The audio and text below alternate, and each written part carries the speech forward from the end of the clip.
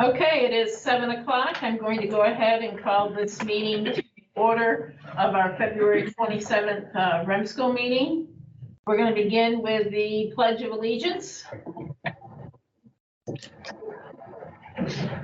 I pledge allegiance to the flag of the United States of America and to the republic for which it stands, one nation, under God, indivisible, with liberty and justice. You weren't in sync with them. The minutes from last meeting in October were sent out. Does anybody have any corrections, additions, anything? I think we accept the minutes. We have a motion from Bobby Simpson to accept the minutes of the October 24th meeting. Second. I have one correction. Okay. I noted that Carol Lynch's name is spelled wrong. Okay. Under correspondence. Okay. Do you, I'll amend that. you'll amend that to accept that? Perfect. Very good. You still good seconding it, Dave? Yes. Awesome. Okay, the treasurer's report was sent out ahead of time as well, Dave. We really don't have anything to report other than balance sheet was put out there for everybody to see. So we currently have, in the checking, 2,877.25 savings, 31,076 to 23 cents for a total of 33,953.48. Checks were put together for refunds on the CON, correct? That's what it was. CON and the stenographer and any mileage that was submitted. That's all I have. Motion to accept the treasurer's report. I'll make that. Made by Bruce Wright, seconded by Dottie Suter. All those in favor? Opposed?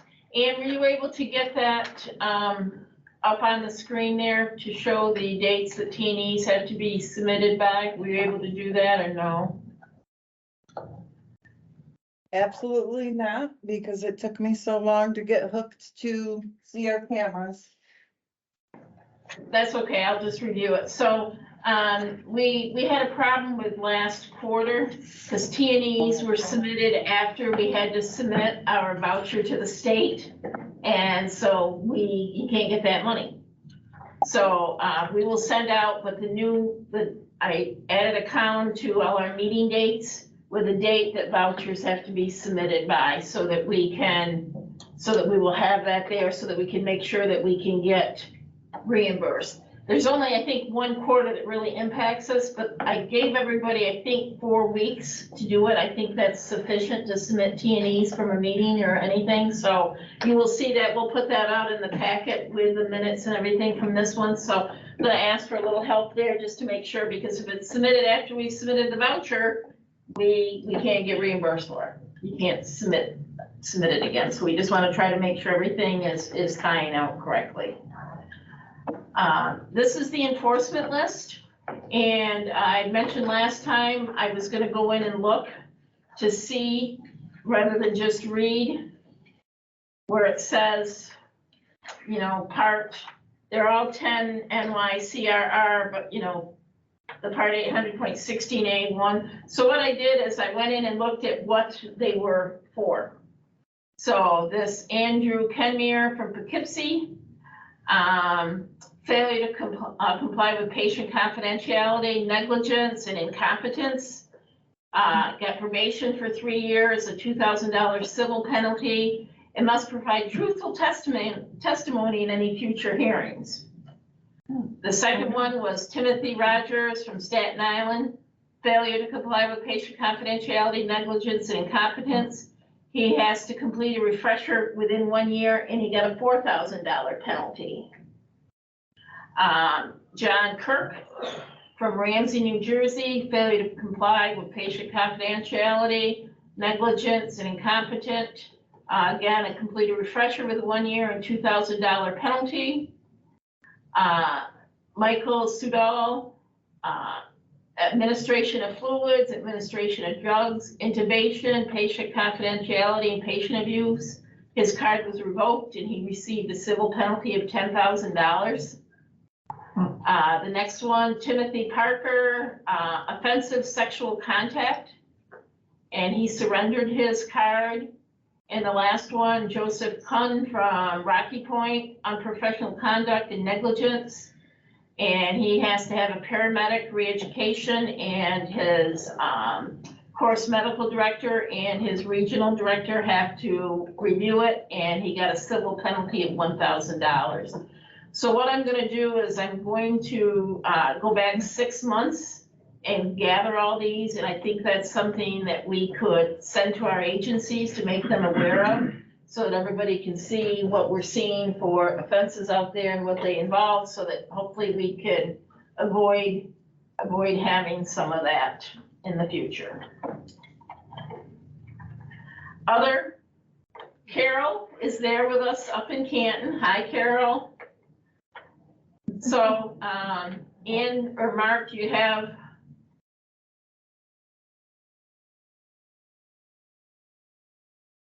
You're muted.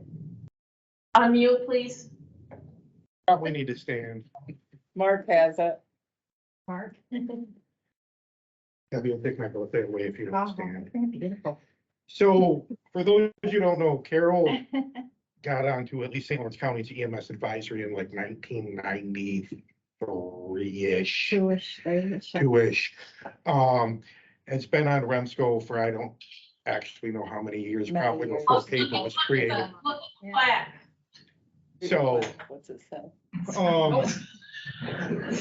just a recognition of Carol for outstanding contribution to emergency medical services in our region, North Country REMSCO, from 1993 to 2022. And of course, we do wish her the best in her retirement. Retirement. Semi-retirement. Thank you so much, everyone. Congratulations and thank you. Thank you.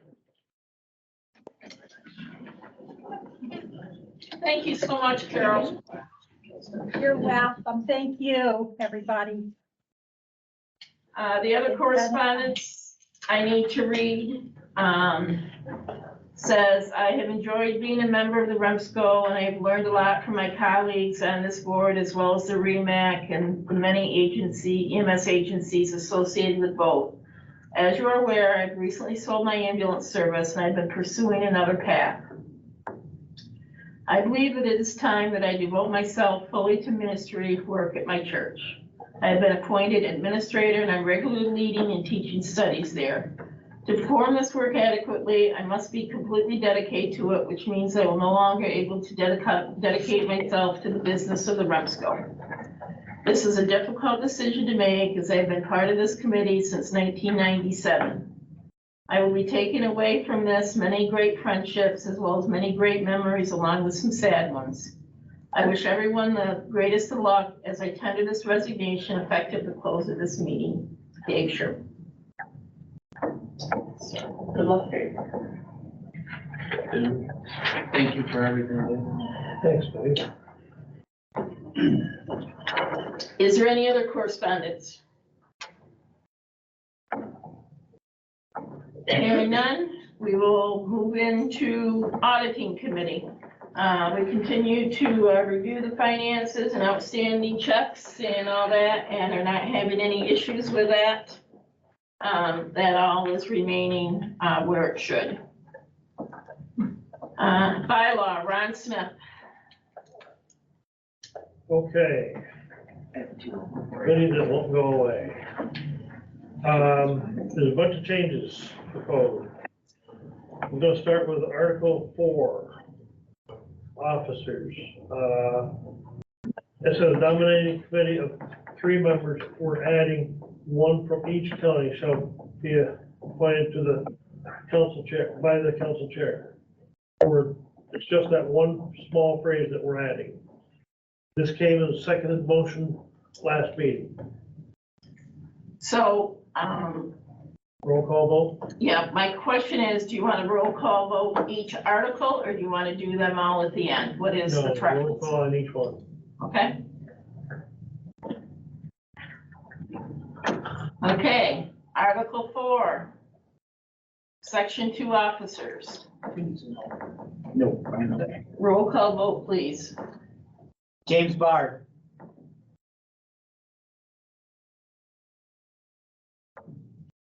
Yes. Paul Warder. Yes. Thank you. Mark Devers, Yes. Ken Gardner, Yes. Larry Gerard, Yes. Walt Lehman, Yes. Bob McKenzie, Yes. Neil Reidenberg, Yes. Dave Sherman, Yes. Bobby Simpson, Yes. Ron Smith, Yes. Dottie Studer, Yes. Mark Tuttle, Yes. Debbie Singleton, Yes. sorry. Doug Wildermuth, Yes. Bruce Wright, Yes. all in favor. Okay. Next one is Article 6, meetings and voting. The last sentence, there will be, we're adding the word "be" to clean up the language. There will be no less than 4 meetings per year. We're just adding, to clean up the language. Any questions? This comes again as a seconded motion from the bylaw committee. That was presented last meeting. Go ahead. James Barr. Yes. Paul Barter, Yes. Mark Devers, Yes. Ken Gardner. Yes. Larry Gerard, Yes. Walt Lehman, Yes. Bob McKenzie, Yes. Neil Reidenberg. Yep. Dave Sherman, Yes. Bobby Simpson, Yes. Debbie Singleton, Yes. remembered this time, Ron Smith, Yes. Dottie Studer, Yes. Mark Tuttle, Yes. Doug Wildermuth, Yes. Bruce Wright, Yes. all in favor. Next one, Article 8. Hold on, that's which pages? No. Gotta scroll down, sorry. Right there. Oh, I didn't notice that you have it up there. Article 8, serve the committee. We're adding a small paragraph at the very end. Any CON appeal response papers, documents must be reviewed by the council chair and the CON chair before being submitted to the requesting party and/or parties. And that came about from a problem years ago when I was CON chair. Any questions? Go ahead. James Barr. Yes. Paul Barter, Yes. Mark Mark Devers. Can't talk, sorry. Are you a yes, Mark?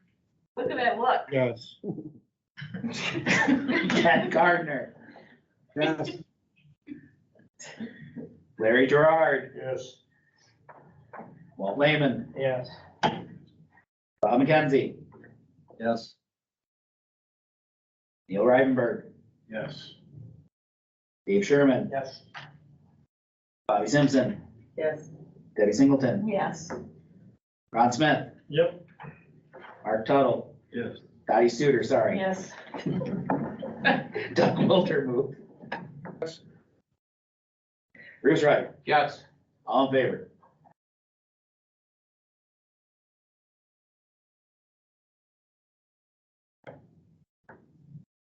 Right? The next one is Article 3, Section 2. It's going to replace it to read, the membership shall consist of members from each county based upon population, 1 seat for every 13,000 population from the most current census data, and shall be reviewed and adjusted as new census data is published. This came from the executive committee, was presented last month by myself.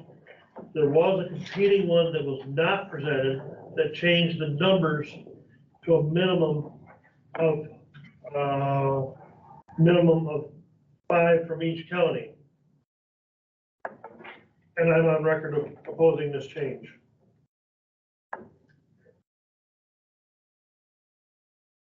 We can call the vote. Well, questions? James Is Mark. Sorry, go ahead. is this coming forth as a seconded motion? Yes, from the executive committee. And it was presented last month, last It meeting, was not read last month. last meeting.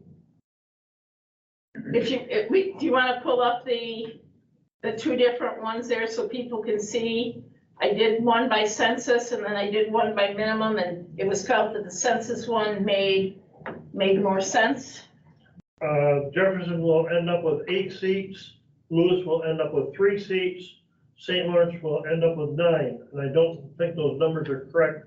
I think it's 9 for Jefferson and 8 for St. Lawrence. But that's what the sheet shows. There's the population based on the 2020 census, right there. My sheet is different than yours. Oh, okay. Sorry. Yeah, yours shows a 9 on the far. Yep. And on that one, it only shows 2 seats for Lewis. There was 2 different ones, Ron. There was one based on number of ambulances and first responders, which is the first column there, seats by service, Yep, and then the seats by population. I only have this one. Must be by service. I only have this one. Oh, it It probably cut off. cut off when I copied it. Correct. Jefferson County's gotta have more than 15 ambulances, don't they? No? Services. Services. Oh, Ambulance. it says ambulance, so there's 15 services. Yes. Gotcha. Okay. Oh, I see what you're saying. That makes sense. So I'm like, wait a minute, Gilsville has gotta have 10. Services. Currently, the rest are open seats, and then that's based on current population going forward would be limited to 19. It leaves Lewis County with next to no representation. Yes. And I think That is not gonna lose enough votes. Quite a bit. We got rid of the created. But the thought process of the executive committee was 30 is not realistic. We don't have 30 seats filled. We looked at this and said, okay, we did it the 2 ways. We said the population seemed to make more sense.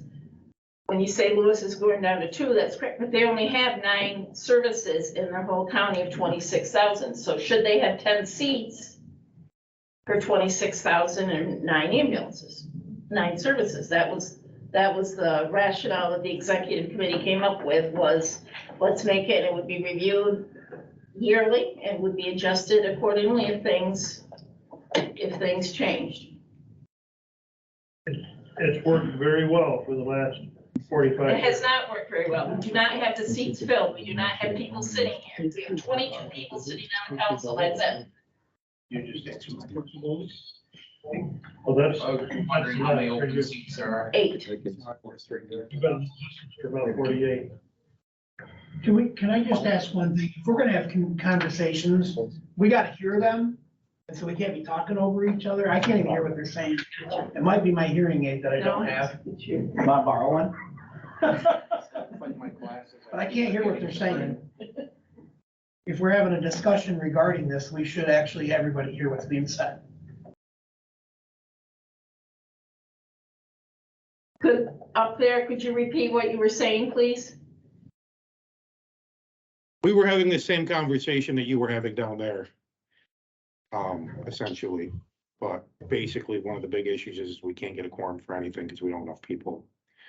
And, I mean, I believe every county has open seats and I don't see any increase in participation from the people coming up. And so you know, I don't think there's ever gonna be a perfect set of bylaws, but we can't be worried about quorums till we're going nuts all the time. Well, and my hope is that, we're gonna talk about the key recommendations from the sustainability tag. And my hope is that maybe we can entice some people to think about REMSCO by maybe getting them on some committees first and getting involved that way, and then maybe they can move up to council seats as they become available. The competing one that was not brought forward as a seconded motion, but it was going to be, was to change the bylaws so that it would be a minimum of 5 from each county. That would bring the total membership down to 15 members. But If you, one county happened to get, all of a sudden, or you had a good time to get people in, yes, the membership could exceed your 20 that you now have, but it would be a minimum of 15.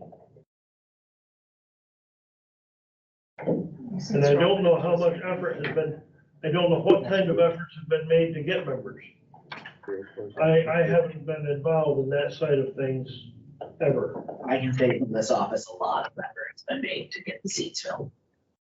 We do a lot of work on the back end, pushing out applications and things like that. People just, Where do most of those applications go? it's all online, goes through our mailing lists, it goes Facebook group that we've got, it's site. I mean, it's not for a lack of trying, the seats aren't getting filled, it's just that the seats aren't getting filled.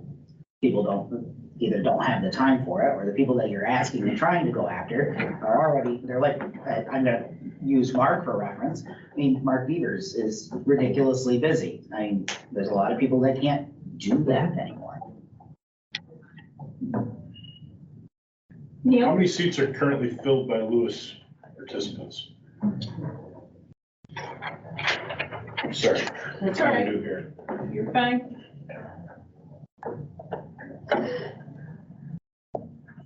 One, I just have a quick question. Debbie, two, Hold on, Three. Andrew's counting. it looks to me like it's 4. Do you agree with that, County? I don't know what you're counting. Should be 5, well, no, Bob's not a member, is he? Because Matt would be the only one else that isn't here. Matt Hill, because Bob's the EMS coordinator. And they stay on. They're, Yeah, I think that's correct.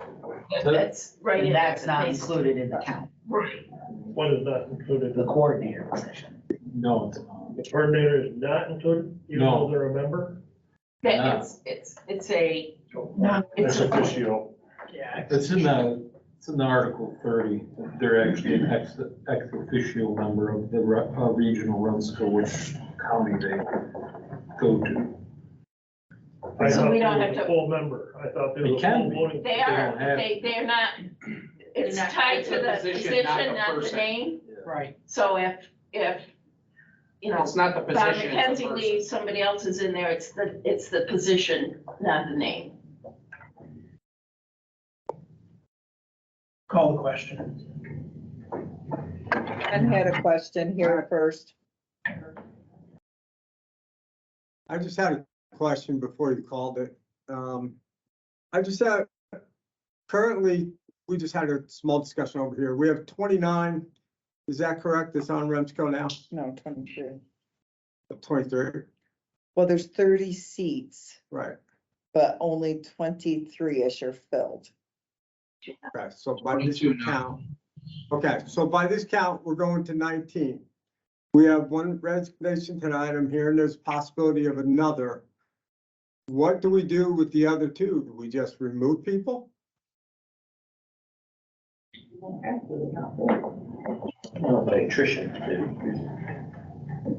We have seats that will be coming out up in April, so I think we need to look at whose terms are up. I don't think any of them are completely filled. I think St. Lawrence has 2 openings. I think Jefferson has 1 or 2 openings, so I don't think other than Lewis, which we can work with them on. Deb, when we talked about it at the executive, I believe we discussed, because that was the question, what do we do? It's pretty easy to grab the records of who's been in attendance and see, you know, if there's 2 spots or 3 spots that have to be reduced, then you look and see who's been regularly attending, and they're not the ones you're gonna ask to be reduced. You're gonna look at the ones who don't show up for meetings, and those will be the ones to be reduced. And if those numbers equal out, then you're all set. That was our discussion at the executive committee. And just because someone's not on the REMSCO anymore, doesn't mean they can't volunteer for committee work or still be involved and engaged. And these are open meetings to the public, so Absolutely. they can still be an active participant in the REMSCO, Just not just a voting member. not a voting member. Did that answer, Ken? Yeah, it answers. I still don't like the way it just sounds. It sounds like it's a private club. That's just my personal opinion.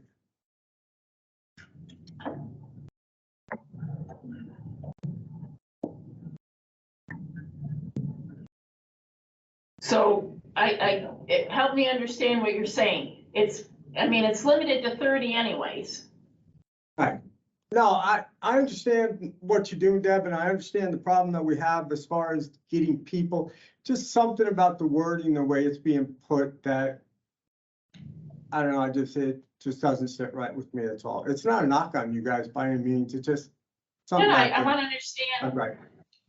I just want to understand what you're saying. I want to make sure that we all understand where you're coming from. No, my point is, if there's 2 people that still want to serve and, Lord knows I'm the first one to say over the last year and a half, I've been having problems to get to these, but if there's somebody that still wants to serve and, you're just gonna turn around and ask somebody not to serve anymore, I find that counterproductive, that's all. May I ask a question? How many voting members do we have tonight? Why are you making me count so much? 2, 3, 4, 5, 6, 7, 8, 9, 10, 11, 12, 13, 14, 15, 16. So we have 16 here. The COM meeting, we had, did we? At 22. We did have 22 voting members that night? I think everybody was here. Okay, I was not. Oh, okay, 21. 21. Okay, so we had 21.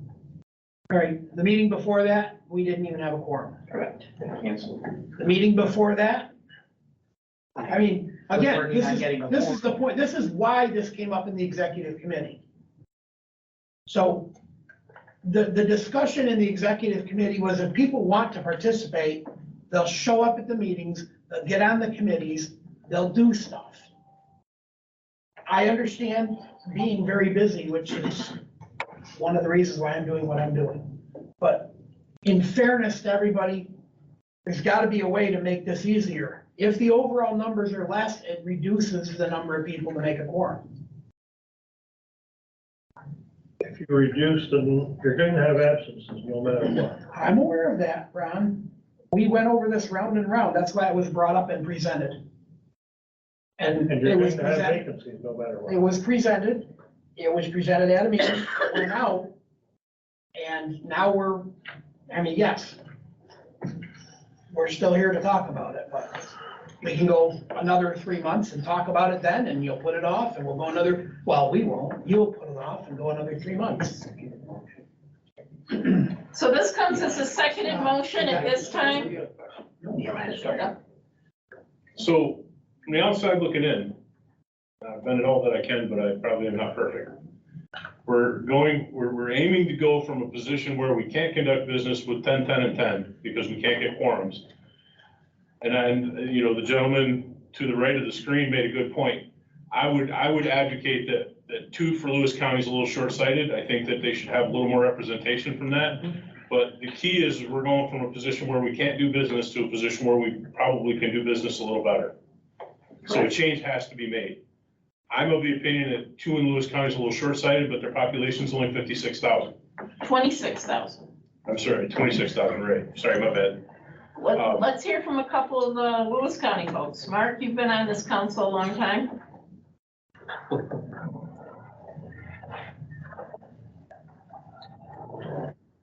I understand the concept.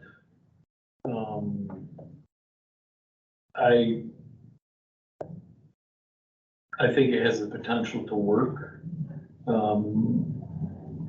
Although I guess just being a lifelong Lewis County, I guess I'm a little bit concerned about two seats. I mean, really what comes to my mind is politics, and I don't like politics, and I don't think we're all that political usually, but I just think of how many of us from the North Country don't like New York City because it's all population based, and they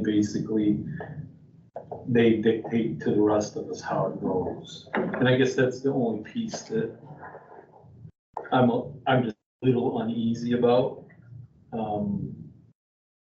But I completely understand the concept. I've been in the seats, I've been in Debbie's seats, I've been in soon to be Jonathan's seat. I know how frustrating it is to try to wonder if you're gonna have quorums and cancel meetings late notice because you don't have quorums.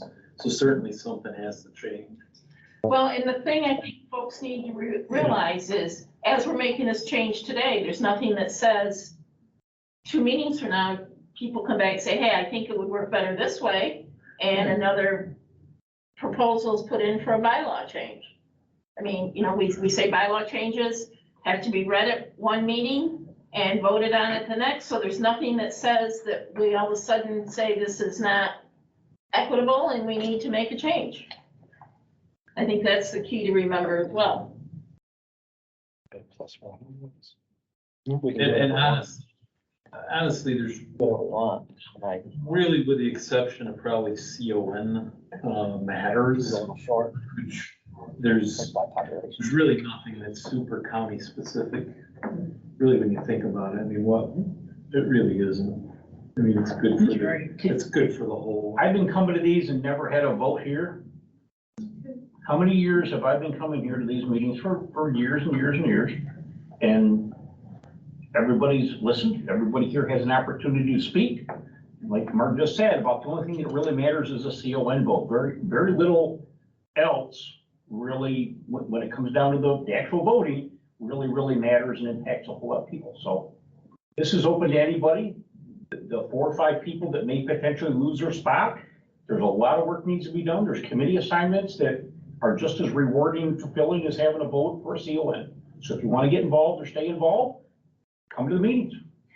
I recall Lewis County having concerns over a certain course because of taxation, of what it would do to the Lewis County tax base. Now, Dr. Herman that brought that up. That's all changed now. Quite It doesn't honestly, it doesn't even. I'm just saying, the point is, Lewis County had more representation, and I'm not sure, there are times when county issues do matter. With only 2 seats, that's not very much representation for Lewis County. But it's 2 seats in the EMS coordinator, so Still 3 you still got 3 bodies that can voice their concerns, and I think that maybe takes away from the short-sightedness a little bit. Go ahead. We have a question up here.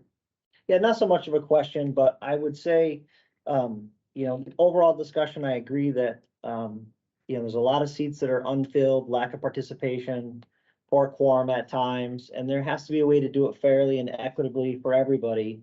And the population probably is a good way of doing it. However, somebody's getting the short end of the deal. I would be in favor of doing it by population, so long as Lewis County has at least 3 seats on the council. They do have 3. Not counting the coordinator, so 3 seats plus 4. So you're saying really 4 seats, 3 plus the EMS coordinator. Yes. Voting seats. Wait a minute, why can't the EMS coordinator, doesn't they have a vote? They do. So they do have 3 votes. Okay, they have 3 votes. Yeah, but they're not counted in that number, that's why. That's what we're talking They're not counted in that number. So put a 3 there, put a 10 on the top line, and So Now, we're you got looking at one a council of right. 22 or 19? because it's mandated by the state that each county's coordinator has a seat on the council. So 19 plus those two. 22. But the coordinator doesn't necessarily have to be allowed to, they have to have a seat, but doesn't necessarily have to be a voting seat. Because I think we're giving. But it is a. It is a voting seat. So add one to This that one last is a column. voting seat, but it doesn't have to be. So add one to every column, make it 10, 3, 9, and 22, and now we're done. Simple. Chris, I don't think the intention was to add one to every county as much as to level the playing field a wee bit for Lewis County and, you know, kind of do. When you look at the numbers, you've got 8 and 9 for Jefferson and St. Lawrence, which are pretty close, and then you've got Lewis County that is significantly lower, like a quarter lower than the next, or however the map goes, 4 times lower than the next lowest one. So I think the idea was to just give Lewis County a little bit of more of a voice if they wanted to take the opportunity.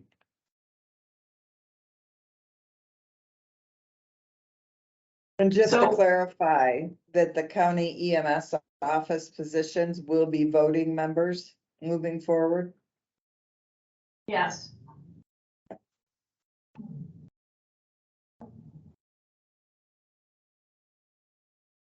All right, well, we have this as a seconded, so it needs to be voted on, and it can be voted down, and then we can make an amendment and vote on it at the next meeting, if that's what you, but this is coming as a seconded motion, so we have to vote on it as it stands right now. Then we can talk here, we can make a change, read it, and then bring it back at the April meeting. So what we can do Either is, way, call the question. yeah, so let's vote on this as it stands right now, then we'll make, if it gets defeated, then we will make modifications, read it, and then vote on it at the April meeting. Ready? James Barr, No, Paul Barter. No. Mark Devers, No. Ken Gardner, No, Larry Gerard. Walt Lehman. No. Bob McKenzie, no, Neil Rivenberg, No. Dave Sherman, Yes. Bobby Simpson, No. Debbie Singleton, Yes. Ron Smith, No. Dottie Suter, No. Mark Tuttle. No. Doug Wildermuth. Bruce Wright. No. So it is defeated. Motion's defeated. Okay, so Making me go. everybody, it sounds like is good with Jefferson and Lewis, or Jefferson and St. Lawrence, and you want to increase Lewis to a minimum of 3. And then where it says ad hoc county EMS offices, star that says they are a voting member. So that's spelled out in there, yes, yes, and not included in the population. So she's saying that they're in extra position, not included Yeah. in the calculation for the members by population. correct. So Lewis would end up with 4, is that correct, Deb? That's correct. Yeah, I mean, I like that. I would also like somehow or another, you know, should it come down to, we have all those members that want to stay, that somehow or another it be done through attrition, not just somebody gets a boot. Well, how do you do that, Ken? Because I don't know, that's what I'm struggling with. That's all.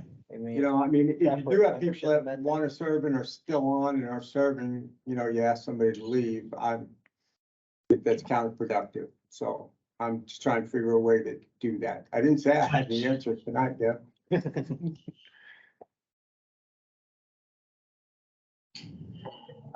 We looked at 23B or whatever it is to make sure that there's nothing prohibiting the EMS coordinators from voting?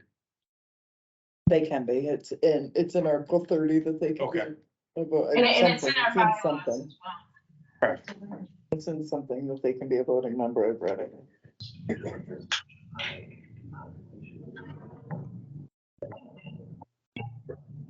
And do you have that up where you can redline change so that we can see it there, so that we can bring it as a seconded motion, or do you, Jonathan? Jonathan has it. On this computer, but I've got a note, so we can. I don't think, maybe I can edit. Where are we changing? So it's the proposed, just do a whole new proposed underneath it in red. I'm gonna raise the question. I know you really want to go this route. But if we went with the change that was recommended, but not brought forth, of just changing the bylaw where there's a minimum, stay with the 10 per county, maximum, a minimum of 5, that would bring you down to a minimum of 15. Ron, that isn't the issue. The issue is getting people to attend the meetings to have the quorum. But that would give you if you read make the bylaws so that they're based on the number of people that you have on the roll call, not the total number. Right now, I believe when you hold a CON meeting, if you only have, let's say, 25 members, you're not basing your minimum on the 30-member possibility. That's correct. Your It's minimum active sitting members. active sitting members. So your minimum vote would have to be 13, if my math is right, to pass something. Right now, the quorum, I have to have 13 people to get a quorum. Right, for 25 members. Or if you was down to 20 members, let's say, then you'd need 11 people. So isn't that accomplishing basically the same thing? And you're not going to be throwing anybody off the council. You're not saying that Lewis County is only going to have 2 or 3 or 4 members. Isn't that accomplishing your goal without throwing people off? We're not throwing anybody off. Come on. We're not throwing anybody off. We don't have the numbers right now, Ron. We don't have those seats filled. We're just not filling those seats. That's all we're doing, is not filling those seats. Isn't there some counties that you're going to have to reduce? No, we only have 22 sitting members. If you bump that one over to, you're adding 3, that makes 20. That means there's 2 positions that might have to go. And out of that, when you sit down and look at the number of meetings people have or have not attended, you're gonna get your 2. Because we have to do that for the April meeting. You have to attend at 50% of the meetings per the bylaws to stay in. We send out a notice, you're not making your meetings, and they send in well, I wanted to, and I'll try again, and then we let them stay. Yes. It ends it. It ends it. You didn't make your meetings, you're out. Yeah, that's been another problem, is that has been very well enforced. Sure it Most certainly It has. has every It year. has lately, but not in the past. Okay, Can't well, change we're the going past. off, we're way off topic here, man. But if you stayed with the other, you'd be down to 15, where you'd only need 8 people to vote on something.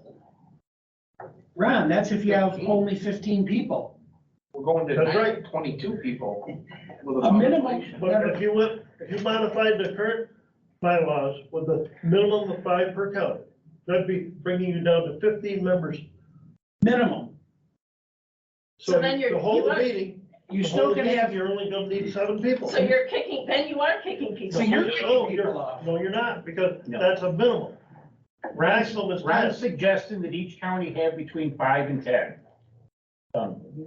Okay, Between 5 and 10, okay. right? What do we Yep. set our quorum at?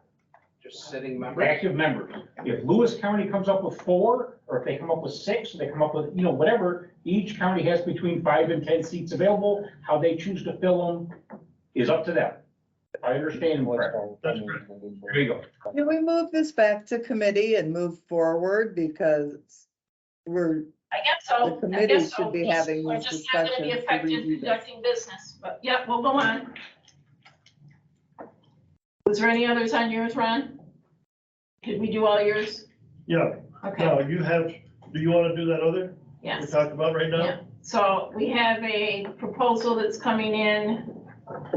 This one, No. Oh, wait a minute. Did you do that one, Ron? Which one? Article 3, Section 3? section 3, 3 consecutive absence. No. No, Don't do we that have one. not done that. You didn't do that one, Ron?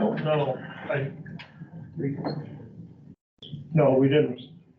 Propose the second absence of failure to attend 50% of the meetings in the council year 4/1 to 3/31 shall constitute grounds for automatic termination or active That's what it says right membership. now.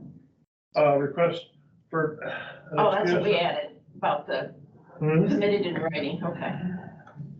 Go ahead, keep reading. Request for an excused absence shall be submitted in writing to the secretary and program agency prior to the scheduled meeting. Should an excruciating situation arise, the written request must be submitted within 24 hours after the meeting. Due to the nature of our deliverables, excused absences can exceed 50% of the council year. So this was executive committee as well, because we had people, we would send out the letters saying, you aren't meeting the requirements, therefore we're removing you. And then they would say, well, I called and talked to Jonathan in the office and we never had anything in writing. And then they'd submit it then for 3 meetings prior. So we're just trying to make sure that we have documentation on hand, so that we can make sure that we're not removing somebody that shouldn't be and that we know people's status. That's what that one's about.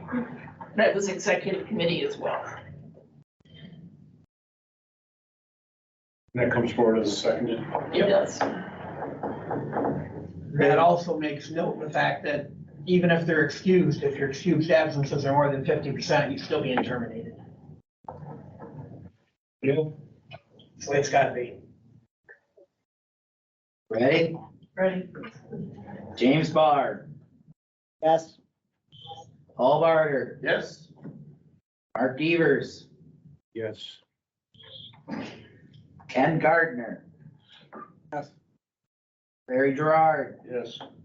Walter Lehman, Yes. Bob McKenzie, Yes. Neil Reibenberg, Yes. Dave Sherman, Yes. Bobby Simpson, Yes. Debbie Singleton, Yes. Ron Smith, Yes. Patty Suter, Yes. Mark Tuttle, Yes. Doug Wildermuth, Yes. Bruce Wright, Yes. all in favor. Thank you. And then there is a new one for you to, we're gonna read and vote on at the next meeting. So I found a deficiency in our bylaws.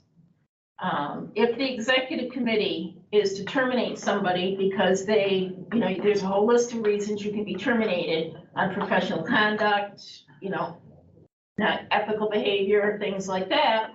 There's really no way for that person to appeal. So I put in that there would be a hearing panel. So if we terminate somebody, they have a right to have a hearing. And I put that there shall be 5 council members on the hearing committee. The executive committee who terminated the individual shall not participate. The person acting as hearing officer or prosecutor shall not participate as a council member. No person who is a witness to an event or who is a parent, child, spouse, brother, or sister of the accused may participate. And should there be fewer than 5 council members remaining, the positions will be filled by REMAC committee members. So at the hearing, the council members shall present and examine witnesses and shall permit the accused to present witnesses and cross-examine witnesses. The accused may present a defense and may bring counsel. The council members may appoint a prosecutor to run the case or may appoint one of the council members as hearing officer. After the hearing, and regardless of whether the person appeared, the council may take the following actions and shall take separate votes for the following. Number one, they could suspend the council member for up to 60 total days, including the original suspension, which shall require a vote of a majority of the 5 members present. Or they can terminate the council member in the event that 4 of the 5 council members vote for termination. And that there shall be no appeal of this hearing, and the decision of the council shall be final and binding.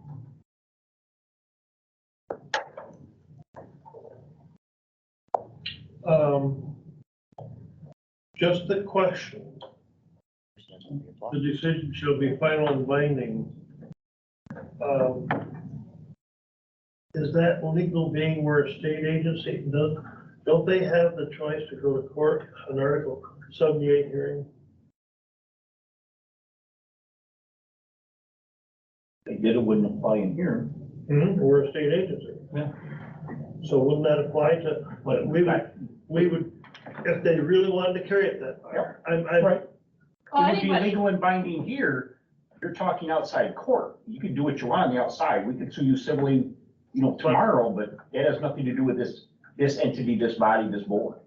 This board's actions are final. What you do tomorrow, you do. I I mean- think I understand what you're Well, saying. we're writing bylaws for For this here. committee. Not the I think state I law. understand what you're saying is for this committee, but they still would have the legal option to take it to a Article 78 hearing outside this committee to enforce it. Right, but that has nothing to do with this body. So that's being read for the first time. Next committee, CON. We do not have anything. I do not believe. We've not heard of any more CONs coming in. So hopefully we do not have any right now. Executive committee did meet last weekend. After I heard from Ann about her resignation, I wanted the executive committee to hear it. And then the email was sent out to all the rest of you after that was done.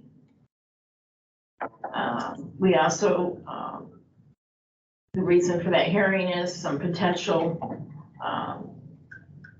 actions that the executive committee may take against a member. So that was the whole purpose of making sure that we were covered so that there is a process for a hearing and that it's spelled out in there. Fort Drum, no report. Dave Sherman, legislative.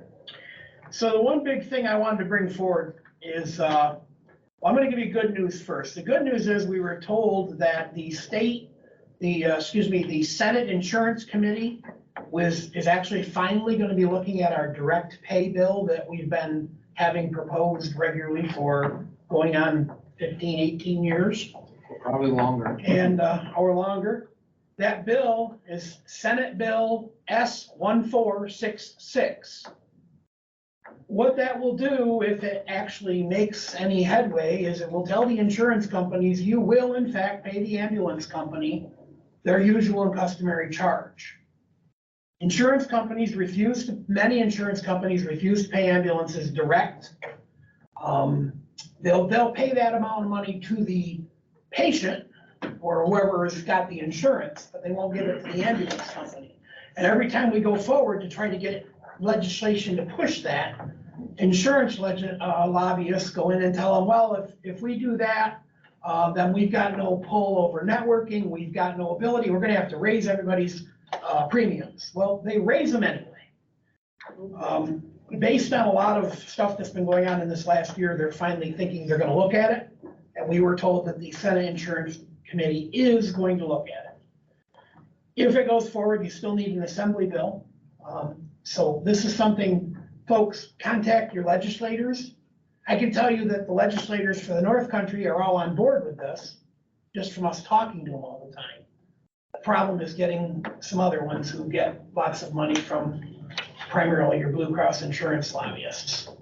So that's something. Hopefully this will go through, which means the ambulance companies will actually start getting their money. The other thing, this is a downer. Welcome to New York State. Medicaid, MAS, if you're not familiar, MAS, Medical Answering Service, they're a contracted entity with New York State to deal with paying out Medicaid money. They have put forth a requirement that all non-emergency transports will have a GPS pickup and drop-off GPS parameters put in for the billing. Every non-emergency ambulance you take, you're gonna have to do that, which means that if you don't already have GPS-equipped ambulances, you better get them soon, because this goes into effect April 3rd of 2023. Onion, United New York Ambulance Network, probably in conjunction, I would imagine Nice Vera is involved and several of the other ones, are trying to get the legislators to get on board and stop this from involving ambulances. The main purpose is your wheelchair vans, taxis, buses, anybody who takes those types of non-emergency Medicaid runs. But the proposal is written to include ambulances for all, and it says all non-emergency transports. We know that if you pick up John Doe for a stub toe and it's Medicaid, it's still you pick them up at home and go to the hospital, it's a technically emergency call under those terms. So predominantly what they're talking about are gonna be interfacility transports, dialysis, taken back home to the nursing home that's legally qualified, that already has to have a prior approval. So it's unnecessary for ambulances, yet it's written for ambulances. From talking to agencies, there's a lot of agencies that had no idea this is coming down. So you're gonna wanna get on board and try to talk to your legislators, see what you can get done. This is already written by MAS, and it is in effect to start April 3rd. So if you're turning in your Medicaid transports without them, you may not get paid. That is all I have at this point. Well, they, All our lives. can I add a little bit to that? Yes, please do. So we've been in discussions with MAS over this, and they have proposed a phone app that the driver of the vehicle would use for using the coordinates to ensure active positioning locations. Not necessarily a GPS that talks to medical answering services programs and stuff like that. That would require a massive amount of coding and computing with all the different GPS systems out there. So their proposal was an app, but it still is shown that they have not put a lot of thought into this. From what we are told, that this is being imposed by New York State e-paces, which is basically the payer for Medicaid. And MAS is pushing this through, but MAS has no ability to impose a penalty on non-emergency medical transportation outfits like ambulances or livery services.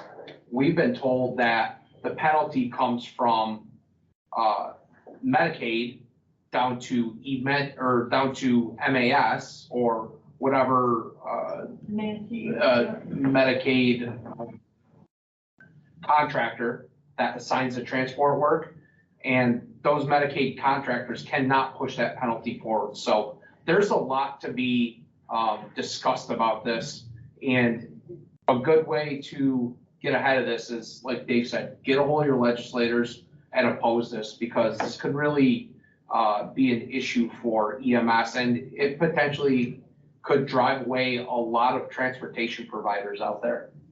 I guess where they're finding the abuse is in a lot of places they use taxi cabs for these discharges. Some people are well enough after a dialysis appointment that they can take a taxi cab back and forth.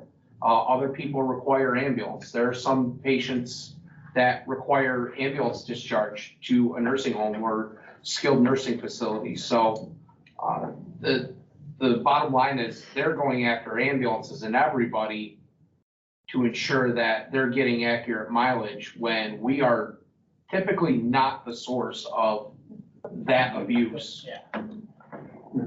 Yep, that fraud is usually livery. It's typically the In New taxi York, or. in New York City and that metropolitan area, Yep. that's predominantly the, Seems like GPS tracking has been around for quite a while in the commercial world. There's companies that want to require me to be tracked on everything. And I tell them, go take a hike. I'm just gonna say, Ubers. Any other questions on that? Moving on to membership, that obviously is going to be tabled. We have a bunch of terms that are up in April. We're going to table that till we can have our discussion on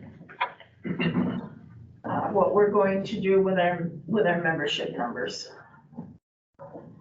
Nominating, there are three positions that need to be filled. So the nominating committee, Dottie, you're the chair, you have the list of who's on that. Chair, secretary, and now treasurer need to be filled for our annual meeting in April. We need to be able to vote on them at that meeting. Mark, peer committee.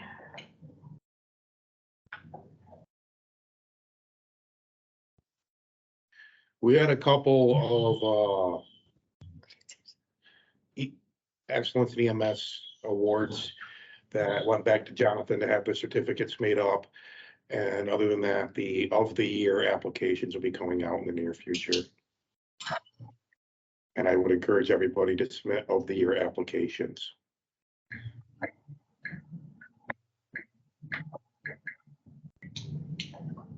And program agency. I'm getting there.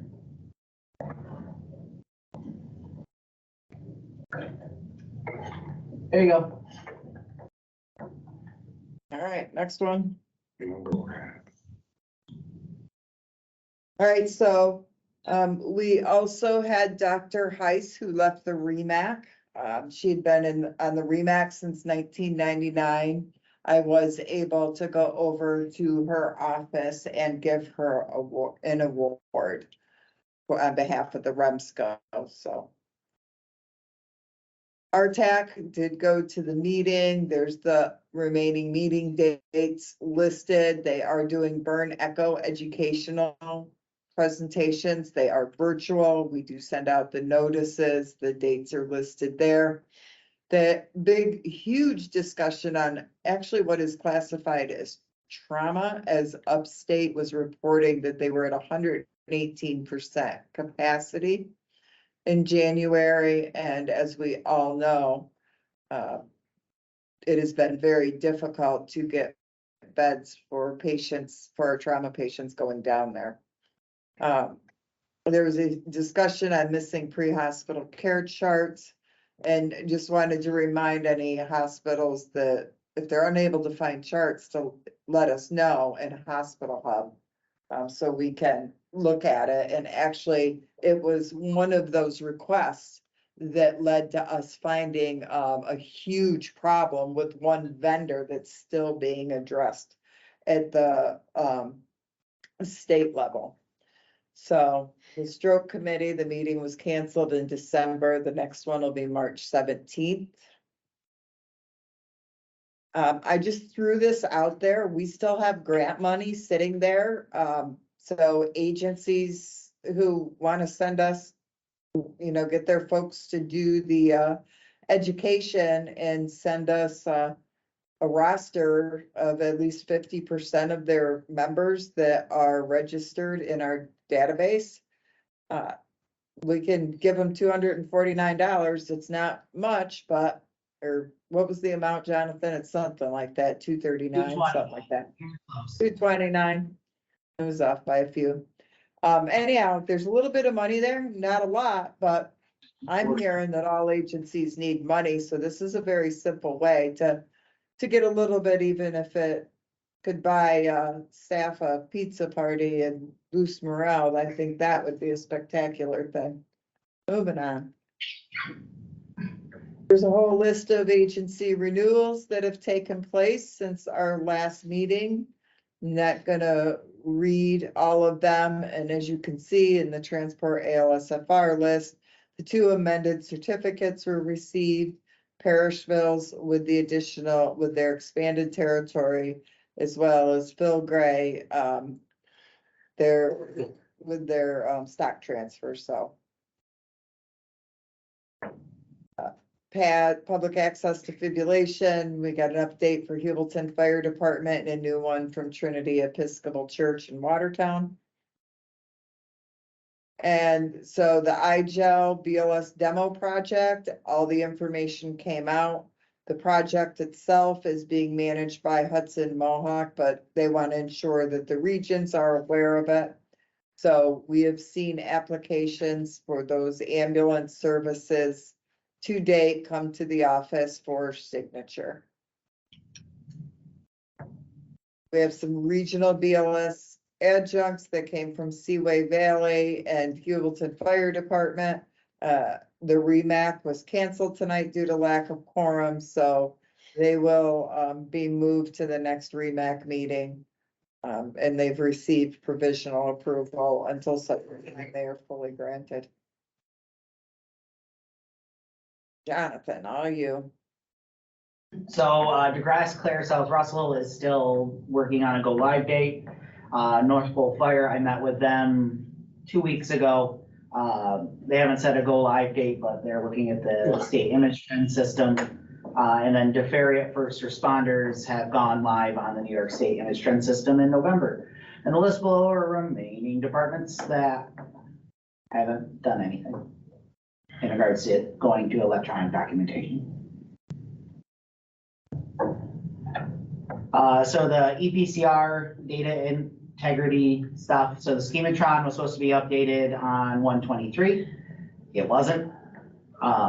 It was postponed because they found a lot of issues with what they wanted to try to do and rules not working. So we still don't have a date on when that's gonna be. Zach and I are working on the provider education portion of it with Don Hudson from Nassau County and somebody from New York City. So we felt it was good to have a little bit of rural BLS level stuff on that committee to help steer the education. We did a glucagon administration review, norepi administration review and report. And we're still having issues with ESO. And the state and the regions are working on setting up meetings with ESO and their customers to discuss the issues and how they are not, or how they are going to move forward with fixing the problem. It's a nightmare. That's putting it nicely. I think out of the ESO agencies, I get probably 30% of their charts for a month. We've said it was an issue for a long time, and finally when Fort Drum switched over to ESO, that got the state to actually listen to us that there was a big problem and they needed to do something about it. Now it's getting ESO to actually do something about it. So one of the things that why that's important too, and just so everybody has it in the back of their mind, starting the beginning of next year, they will be transitioning from NEMSIS 3.4.0 to NEMSIS 3.5.0 or whatever it is. So all the PCR vendors have to be gold compliant and have to ensure they're updated. And, you know, this transition's been going on and, you know, we have routine phone calls on this. But we'll be really watching it at the end of the year because some vendors may not get through the testing process. And when the state flips the switch, I'm not sure what's going to happen. So I don't think the state knows either. yeah, that's the fun to come at the end of the year. Some of the training, we've been really busy working on different training things. So surviving and thriving, Maggie Adams, oh my God, she's a spectacular presenter. We're offering this event on the 14th and the 15th. Providers only need to attend one session.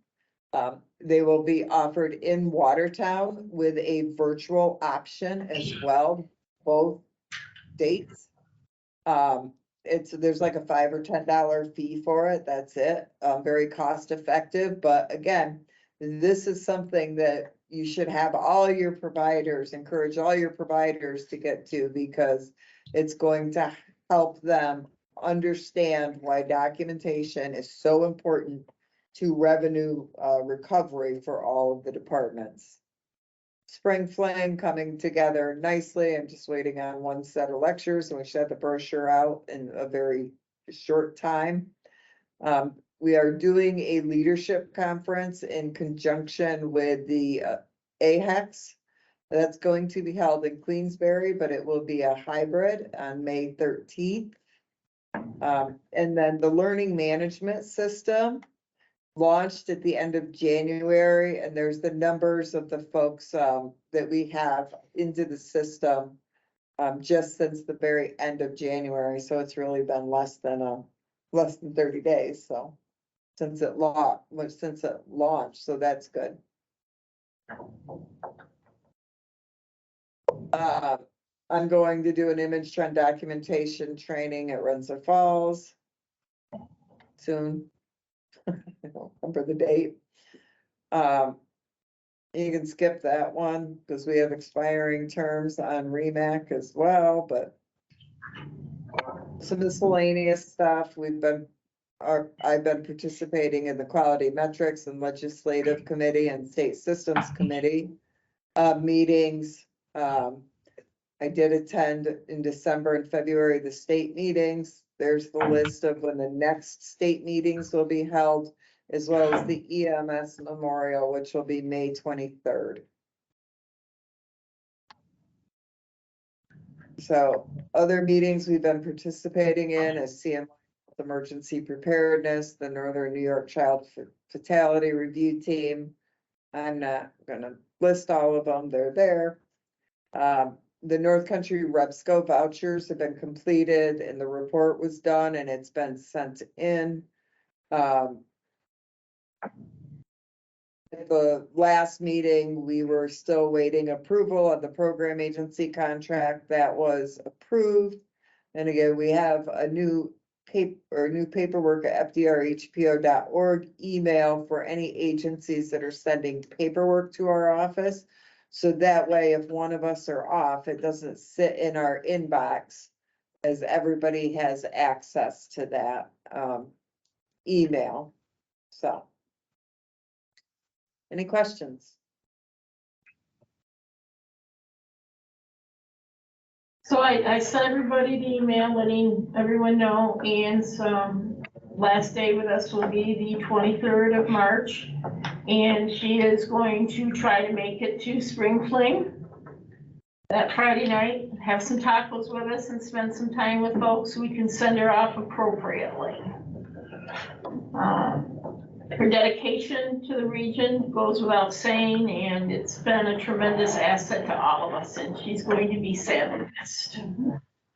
Thank you. She's given me a day off. I only have to work till the 23rd now. Yeah, that last day is not gonna get much work done. Yeah, I'm thinking the same. Moving on to safety, I'm gonna start with Neil to give a CISM update, and then we'll move over to Larry.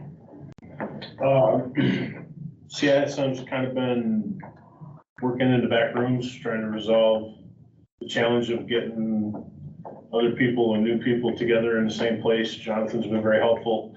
Deb's been very helpful in that. Paul's been part of that conversation throughout the last 3 months.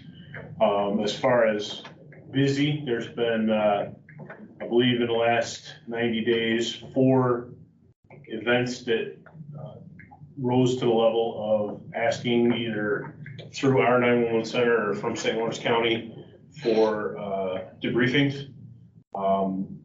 3 of them were in Jefferson County, And the most recent one was in St. Lawrence County.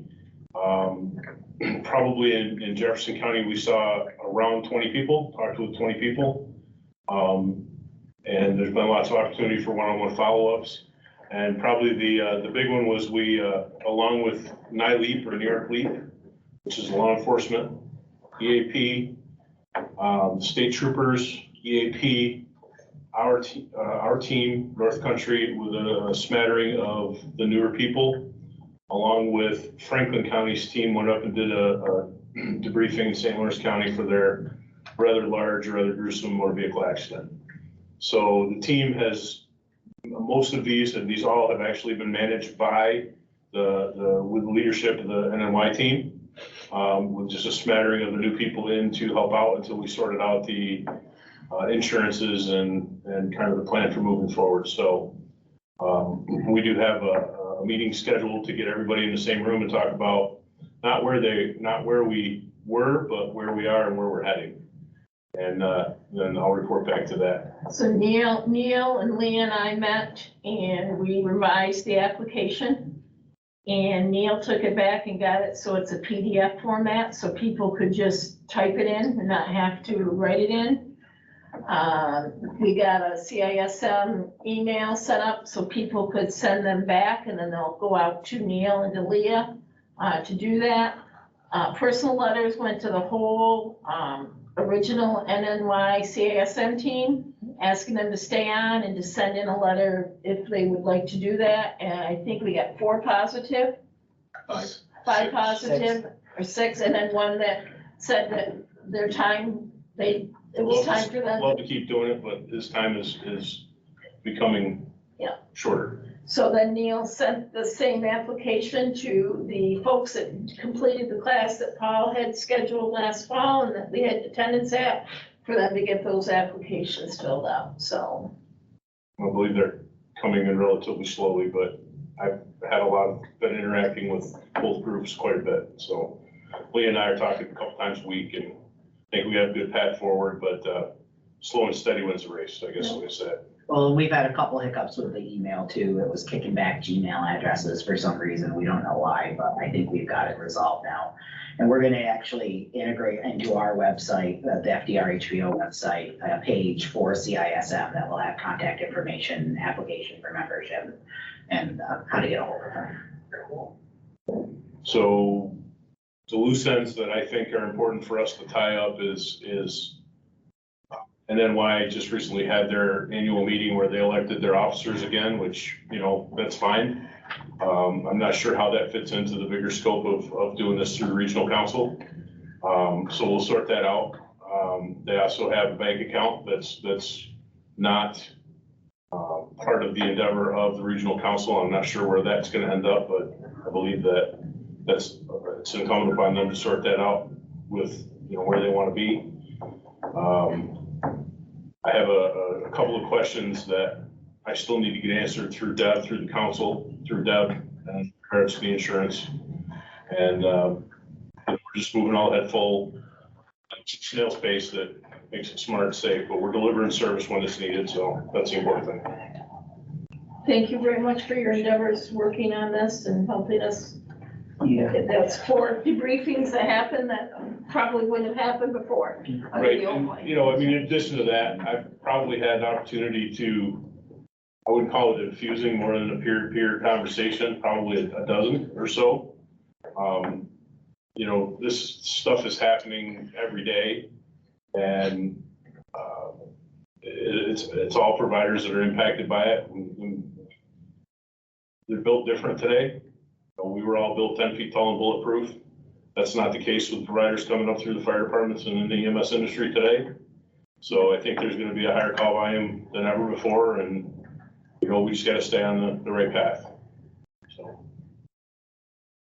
and I am keeping Bob McKenzie and Matt Denner in the loop for, in terms of making sure we have a 3-county system growing. Any questions for Neil on CISM? So people that have had this training in the past who were never part of the original team who've not done the local, I'm sorry, did that latest training with the 18 or 20 of you, how do they do that? Wait till it goes on the website? It's been sent to all of them. I mean, they were not part of the original team. He got a hold of Alex Bay to get that information. I mean, there's people that have had this training from a variety of ways. They never joined the Jefferson County team or the Northern New York team. They weren't part of the new class that you were in. They're afraid people on the fringe, I know a few, how did they submit an application? Call Leah or call me or go to Jonathan's website and the application is right there. It should be available on the website. Okay, perfect. Not yet, it will be. Soon. Oh, that's what time. He converted it to a And I don't have it scheduled yet, but I have a correspondence from River Hospital. They're trying to grow their program for being able to help. Similar to the way they do it for the military for other at-risk professions. So I'll be, again, getting in touch with them and trying to see if we can corral some of the 72 people that took the class through them years ago. And, again, that's a great conduit to build a relationship there too. But also was, again, the St. Lawrence opportunity. It's a shame we had to go do it, but we had an opportunity to interact with NILEAP and some city police officers from here, state police officers, sheriff's department sent people. So it was a large group, 50 or more responders. And we had more than ample supply of people. And I would not be surprised to see Franklin wanting to join in with us because they are very short on people and not short on traumatic incidents that occur up there. So, and my response to them was, you call Will Hall.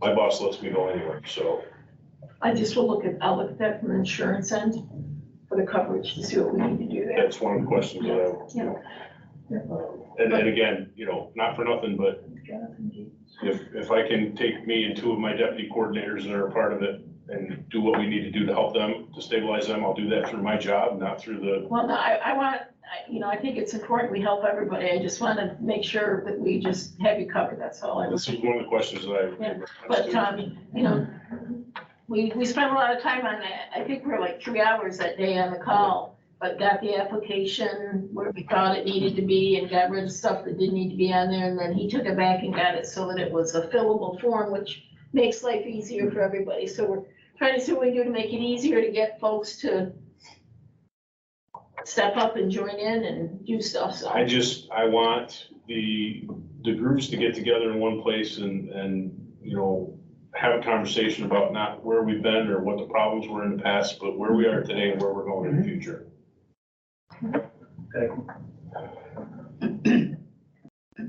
That's all I have, sorry. That's all right. Actually, I spoke with Leah yesterday. She came and did a very nice presentation at our safety day, talking about a little bit about taking care of yourself and an awful lot about what the CISM team can do. So there were 35 people there who are maybe a little more aware than they were before. She did, when I was talking to her briefly, did mention the insurance issue, so clearly that's, something that will need to be sorted out, but, she didn't talk about anything specific, case-wise. In fact, she was very specific about saying they can't talk about anything specific. Like I say, we had about 35 people there and they all were made just that much more aware of what goes on. It was an excellent outreach. And if you know a group that could stand to see that outreach, she's got a slide deck ready to go. So actually I better slide deck too, but that's side one. It was a good presentation. And Neil, have you got a group for that, an email group? Yes. Can you put me on, please? Yep. Thank you. That's all I got. okay. Mark, REMSCO and CMAC. Let's not do any vote no if you mean yes and yes if you mean no stuff, okay? I didn't write the law and Dr. Langston was there. It's not my fault. All right, I will be pretty brief. Most of the CMAC and REMSCO meetings revolved around the budget and the white paper. On a positive note, the regulation changes that sat on someone in the Bureau's desk for the last 3.5 years might be in public comment possibly by the April meeting, but they were supposed to be in public comment for the last 3 years. So we'll see. And no, I don't remember what they were. They adopted the collaborative BLS protocols, the statewide BLS protocols in every city except for ones for 1 million, because there's no politics there. They're going to be coming out with guidance on medical directors for devices and a way to approve and vet medical devices. And that started after the choking suction thing that's on social media right now. Because there's nothing in Part 800 that actually prevents or allows just about anything we do in EMS, actually, but random medical devices. In the collaboratives, they're removing under AEMT the word adult from alternative airway and replacing it with patient and if trained and equipped. I know Debbie's got it on the agenda later for the evidence-based agenda for the future. And other than that, we sat and spun and didn't do a whole lot because it's New York State. I will send out a full report later. You voted on a couple of CONs. Well, yeah, but they're not even from up here. There were CON actions, and we get into the quorum issue. One of the CON actions actually was because there wasn't a quorum, so it came to appeal, which is where it is important.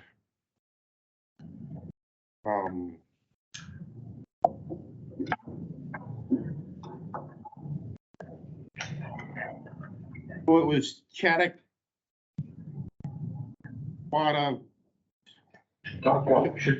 Chautauqua County EMS was got a countywide CON. Big things that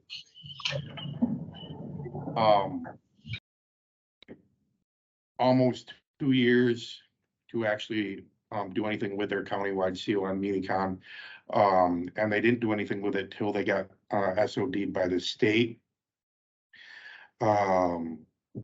And the voting process gets incredibly confusing, but essentially they upheld maintaining their CON. And then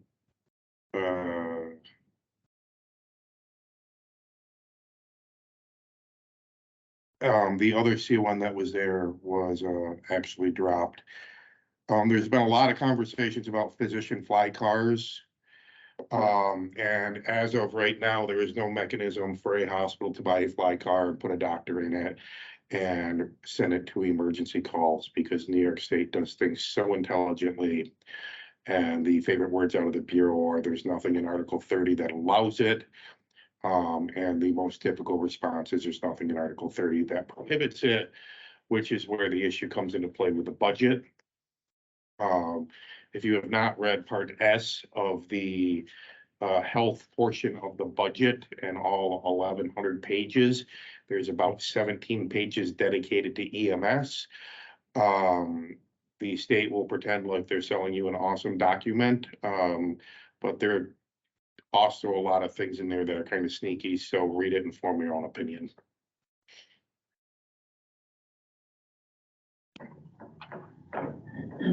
The next state councils, May 9th and 10th in Troy. Anybody can attend. Sometimes we have tables. Yeah, sometimes we have tables, sometimes we just have chairs to sit at. But it's Sometimes entertaining. we have lunch, sometimes we don't. Sometimes we listen. Okay, next, training and ed. Brief. We did not have a meeting and nothing to report. Colleen, Air Methods. I can actually forward you, I did 2022's call volume for all 3 counties. So, I can forward that to you so you guys can share it. Call volume up. It's actually, it is up. It is up. A lot of, interfacilities, but yeah, scene calls. Yep. And I also have, Colleen wrote up a thing on the No Surprise Billing Act that I'm gonna forward to everybody, because agencies need to be very cognizant of it. Right now, it's just air, but they have formed a committee in DC. And I have a really bad feeling that it's gonna come out, it's gonna hit the ambulance level as well, and that's just gonna be a real financial burden on ambulances, so we need to be cognizant of that and watch that and make sure that we talk to our representatives about that.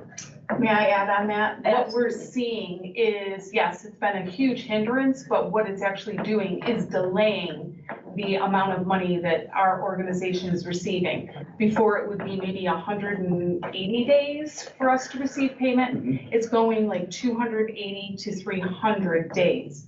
So of course, we're cash flow.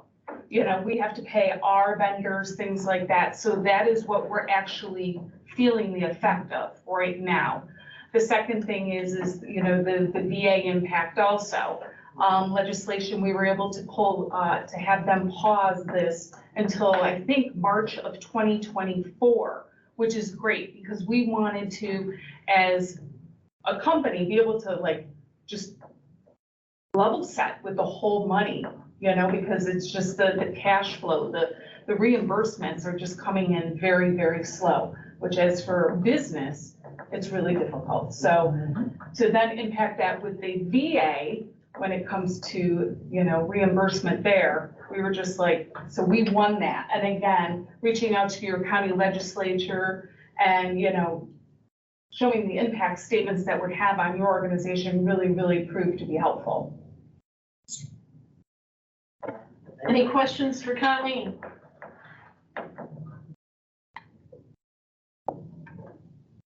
Okay, county reports.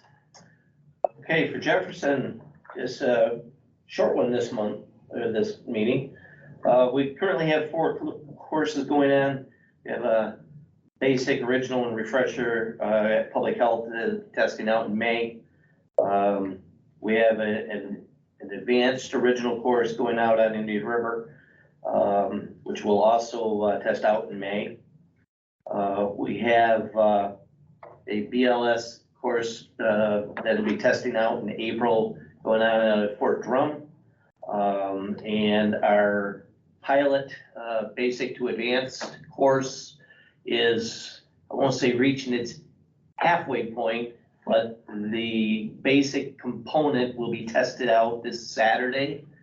And we'll hopefully turn around, get them tested and get them right into the advanced segment, hopefully within the next 2 to 3 weeks. Yeah, March 14th. March 14th. Deadline I gave them. So that's working well. As far as the county, we are, as I mentioned previously, working with the Home Care Association, Iroquois Healthcare, with the collaborative community paramedicine and medicine, or community medicine and paramedicine program. The reason I reiterate that this evening is to this date, the program has been exceptionally successful. We're seeing very positive numbers and lack of 911 responses and ER visits. So though the numbers or our clients are low at this point, that will be changing. We suspect by the second week of March. We have had Spectrum come in and they will start running ads. They'll be streaming. So they'll be going out to the populace. So the attending their primaries will probably be inundated with phone calls. So we expect probably over the next month that this is going to start to really take off. We've got about 25 providers out there trained, with a couple of them missing just a few little components of their training sessions. But we're moving forward with that. We're very excited. The other 2 counties, that are participating in this, Columbia Green and Broome County, have not yet even got into a house. They're still working on getting their stakeholders. So we are really ahead of the game, and again, it's going very well. I want to talk we're involved with the Fort Drum disaster drill that's going on in July. And one of the tasks from the commanding general was to challenge EMS this time around. Last year's disaster drill came off almost flawlessly, right from the first responders on the scene initially. So the MCI component went exceptionally well. So the general wants to make sure that it wasn't a fluke. So they're gonna task us and throw some curves in this year. So we're gonna be probably reaching out to the surrounding counties, particularly St. Lawrence, because you guys are closer to us, to Fort Drum than Lewis, but Lewis will also be probably tasked. This is gonna be a major event, without spilling a lot of stuff. It's already out there. It's gonna be an active shooter. So there's gonna be asks that'll be going out through the 911 system for other surrounding counties to respond and so on. But it'll be in a drill format only. So as we get further into the drill planning stages, we will reach out to keep you all informed of that. We are currently participating in the Guardian Academy out at Fort Drum. They have opened that up for our EMS providers. And what that does is they are working with the Rescue Task Force for active shooters.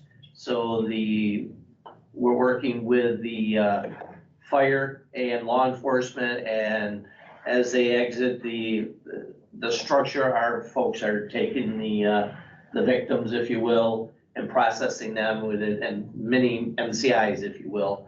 So they have opened that up for the EMS community. It was one of the things that we were working on to try to build that relationship with them. And to this point, I think we've had 3 academies, and we have sent through about 25 people, and it's been just exceptionally well received. Every one of the EMS providers that have participated in that have been just very motivated afterwards. So if there are people out there that are interested in that, please reach out to us. We have another Guardian Academy coming up, and then there's another in April.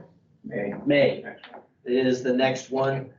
So that relationship with Fort Drum is getting stronger, and we want to really encourage people to spread the word out, and let's get involved with that. And this is a great opportunity for us to practice ICS, and most of us don't get to really, I think, play hands-on for an MCI. A few weeks ago, a lot of folks were involved in that incident on the interstate, and these things happen. And we unfortunately, we're very good at the difficulty breathing and the chest pains. We go to those every day. But when it comes to something where we're going to have mass casualty, most of us are not very well prepared, not very well trained. And this Guardian Academy is going to give everybody that 10 or 15 minute chance to do those jobs and just kind of refresh your memory of what you should be doing. So I think it's an excellent, excellent opportunity to train alongside with fire, rescue task force, EMS. And if we have enough folks, what they're doing is they're actually taking our providers and putting them inside the shoot house if they want to. They put a vest on you, they put the goggles on you and all that protective gear, but they will take you through and you can actually watch what happens on the inside of the building should they ever have to make entry. So you're going to get a chance to see from all different angles what really is going to happen. So.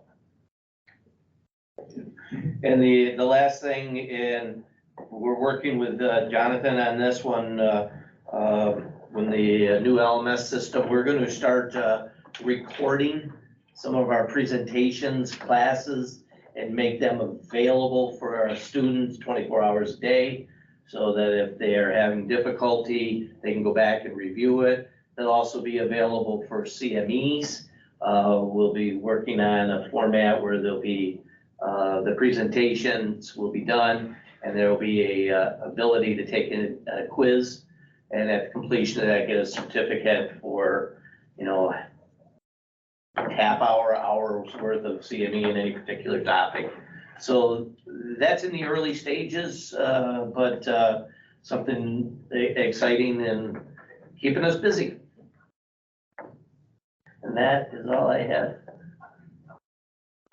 Just very briefly to follow back on the community paramedicine, we had our board meeting Tuesday the other day, and our providers up there are just excited about it. They've been getting out there, seeing people, and they really like what they're doing. It's a great program. You know, Mike's been, Fluff has been one of the people who's been pushing for it, and he's right in the middle of it, so of our other providers are as well, so. Excellent, excellent. But for those that aren't familiar with what actually we're doing, we are following community needs assessment. We're following patients with heart failure, diabetics, lungers, and people at high risk for falls. And long and short, what happens to a lot of these patients is after they have utilized the assets of like public health home care services, they fall off the radar. We are now that radar. We are picking those folks up and we're continuing to follow them. And I could give you case after case, but one in particular that actually was written up, a lady who was a relatively high-end user, frequent flyer, or whatever term you like to use, she had called 3 times in 48 hours, but typically called on average 4 to 5 times a month. After 11 visits, this woman had lost 17 pounds, was monitoring her own meds, daily weights, blood pressures, keeping those charts, had not called 911. In fact, none of our clients, patients, through the end of the year, none of the ones that were on service had called 911 once or returned to the emergency room. So we are showing just phenomenal responses from the program. The bottom line is really benefiting the patients.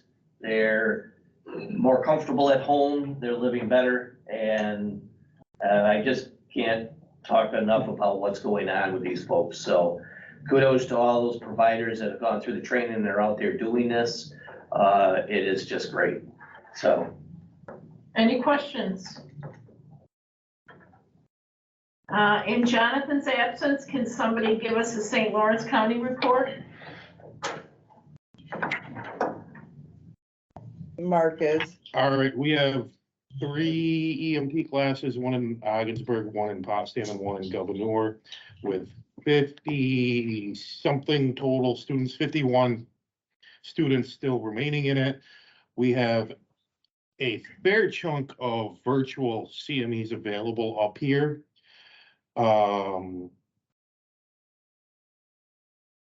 Clarkson is actually going to be working on a paramedic program through a pretty hefty grant funding that they received through St. Lawrence Health. On March 16th, Rami Duckworth is going to be, I believe, on cannabis. There's a summer class that we're working on. It's starting in May. That it's like an accelerated program. Planning on running 2 paramedic programs next fall and a paramedics program starting around November. And we've also 2 EMT classes in the fall too. And we've also started a little bit of early conversations with BOCES to see about bolstering EMS education through them. So stay tuned, I guess. good way to end it. Any questions?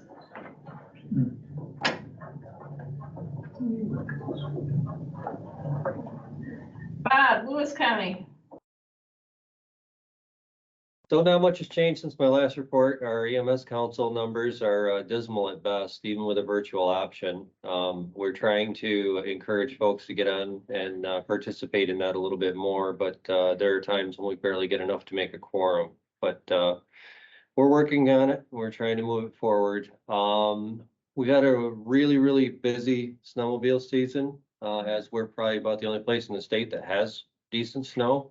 We've already managed to kill 4 this year, and with 2 coming this weekend and 2 critical accidents this weekend as well. I'm definitely keeping the mental health of the responders high on my radar.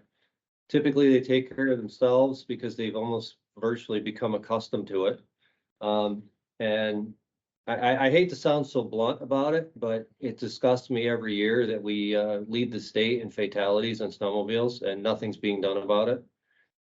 So it gets discouraging after a while. We're continuing to plan for our SNRT run that's coming up. Anybody not familiar with SNRT, that's snow and dirt. And it brings basically almost doubles the population of Lewis County just for one weekend. Last time they reported that there was 9,000, but the estimates were as high as 14,000 participants in that. So basically you multiply that by 2 people per unit and you basically doubled the population of our county. They cannot put them all in one place, so they can't call it a mass gathering. The health department has tried to say that the hill could be the mass gathering area. But so far we've managed to duck that, and there would really be no way for them to plan anything. I think we do as good a job as we can with the few providers we have. So other than that, we're looking at medical director changes. Dr. Tim Mathis has agreed to come on to Lewis County General Hospital full time. So we've got a few agencies that are changing over to have him for a medical director. And our legislative group, our legislators have been paying attention to EMS, and they formed an EMS subcommittee. And we've not taken anything off the table for trying to encourage EMS within the county. And that group is very active, and they've been meeting frequently, and we may be making some significant changes. More to follow on that. I really can't tip my hand on that yet. Other than that, I believe the only other thing that I have is for new business, which is the NEMSIS changes that were previously discussed. So, and I think Jonathan knows what I'm about to talk about. So that's it for Lewis. Any questions for Bob for Lewis County? Okay, old business, Ann already mentioned Spring Fling. This was the first year that we had more people present or forward information wanted to be presenters than ever in the past. So people want to come up to this region and do talks, so that's a real positive thing that we had such a good turnout for that. Any other old business before we go on to new business?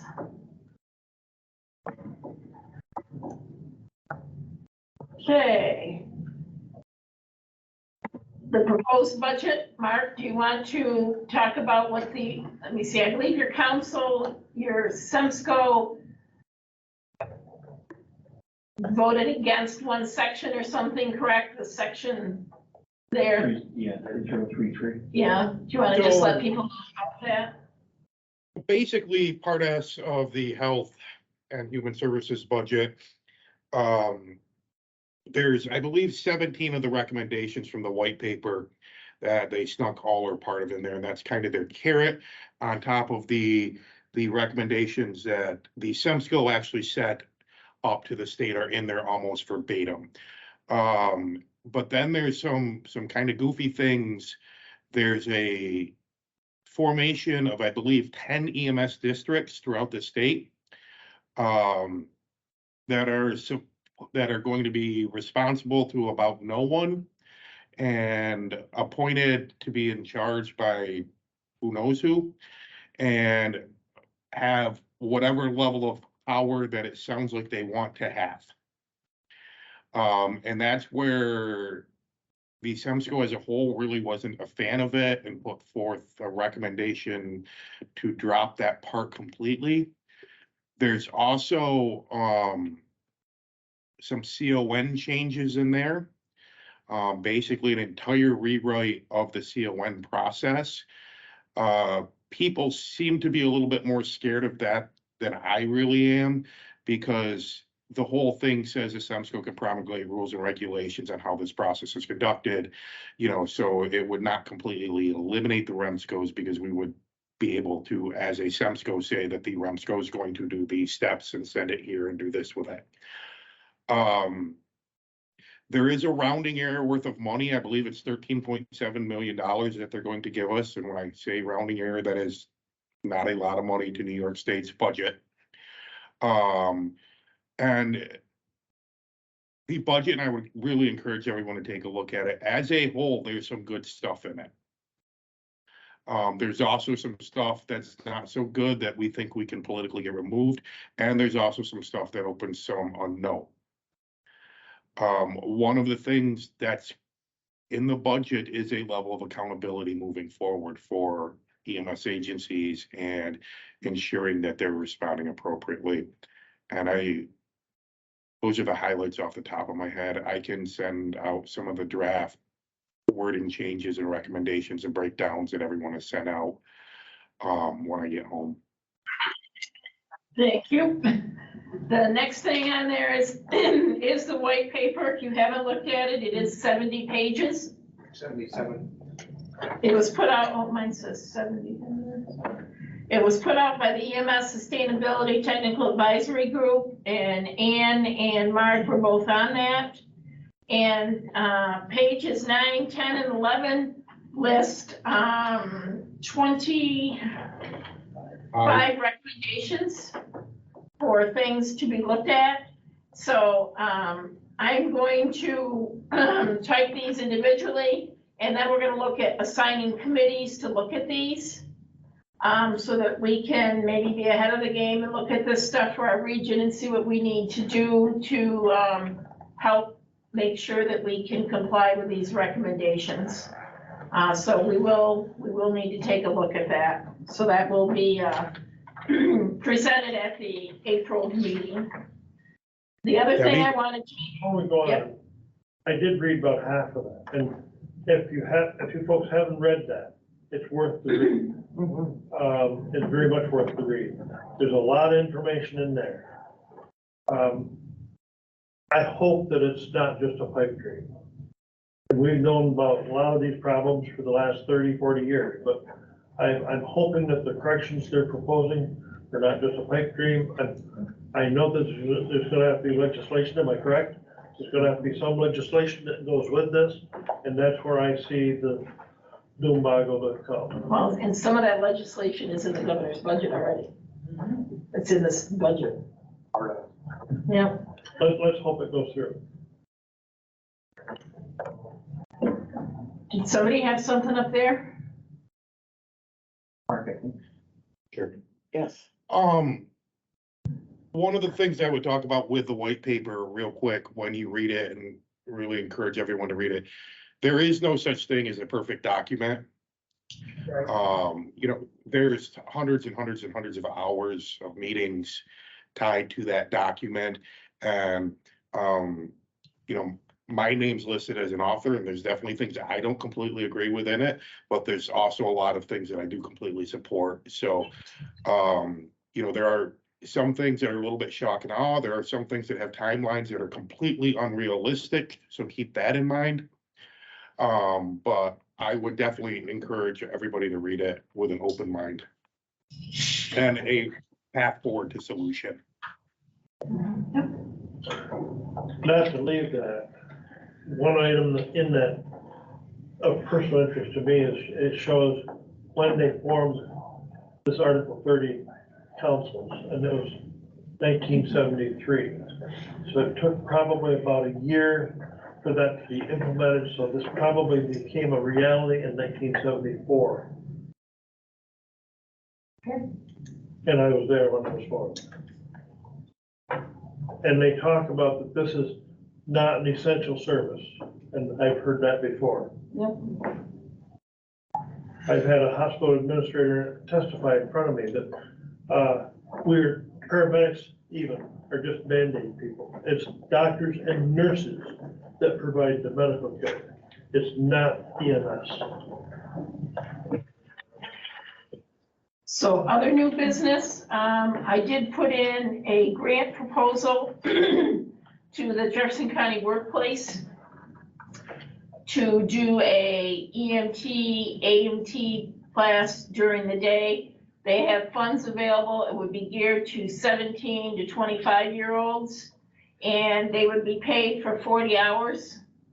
They would be with me 2 days a week doing training, and then they would be at services. And Governor, Guilfoyle, South Jeff, Carthage have all signed on that they would take the students, let them ride there, and that they would have potential openings for them. So our hope is to try to bolster some numbers there. And also, the state is out doing inspections at ambulance services.